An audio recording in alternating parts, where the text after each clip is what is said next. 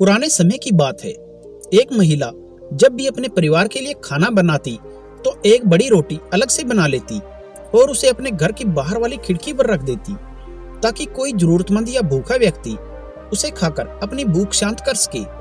एक बूढ़ा फकीर रोज दोपहर को उस घर के बाहर से गुजरता और रोटी को खिड़की से उठा लेता और रोटी लेकर यह कहता हुआ आगे बढ़ जाता कि आप जो बुरा करते हैं वह आपके साथ रहता है, आप जो अच्छा करते हैं वह आपके पास वापस आता है।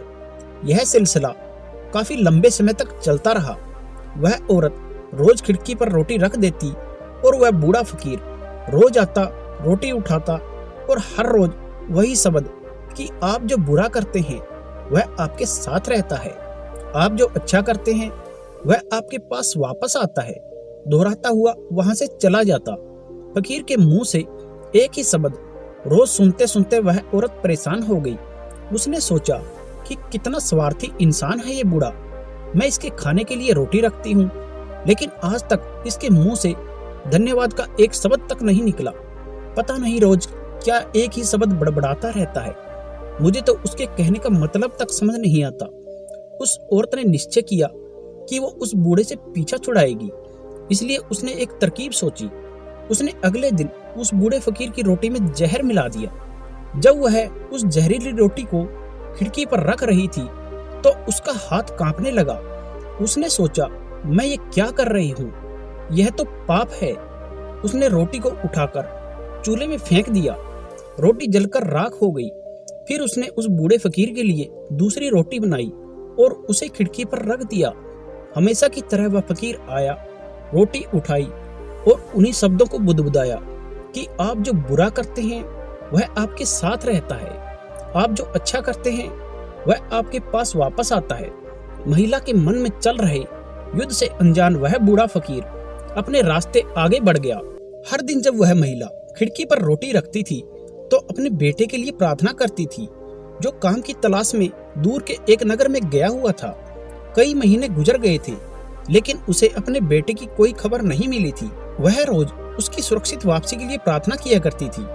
उस शाम उसके दरवाजे पर दस्तक हुई। जैसे ही उसने दरवाजा खोला वह अपने बेटे को दरवाजे पर खड़ा देख हैरान रह गई। वह बहुत ही दुबला पतला हो गया था। उसके कपड़े बुरी तरह से फटे हुए थे। वह भूखा और कमजोर लग रहा था। जैसे ही उसने अपनी माँ को देखा उसने कहा, माँ, यह एक चमत्कार है कि मैं यहाँ जिंदा खड़ा हूँ।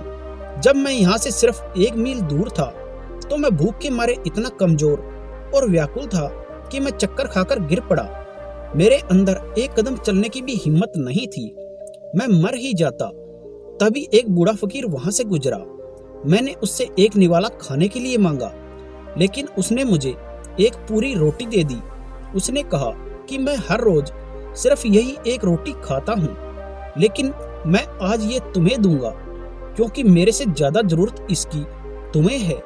माँ ने पूछा, कौन था वह बूढ़ा फकीर?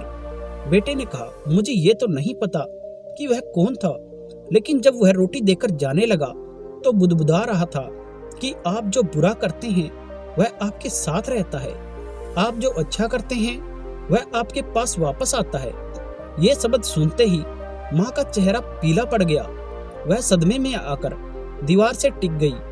उससे वह जहरीली रोटी याद आई जो उसने आज सुबह बनाई थी।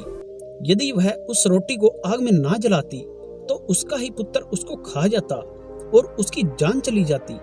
अब जाकर उसे बूढ़े फकीर की बात समझ आई कि आप जो बुरा करते हैं वह आपके साथ रहता है, आप जो अच्छा करते हैं वह आपके पास वापस आता है। तो दोस्तों, इस कहानी से हमें सीखने को मिलता है कि अच्छे कर्म करो और उन्हें करना कभी बंद मत करो, भले ही उस वक्त उसकी सराहना ना की जा रही हो। इसीलिए कहते हैं, भगवान से ज्यादा कर्मों से डरिए। एक बार भगवान तो आपको माफ कर सकता है लेकिन कर्म नहीं।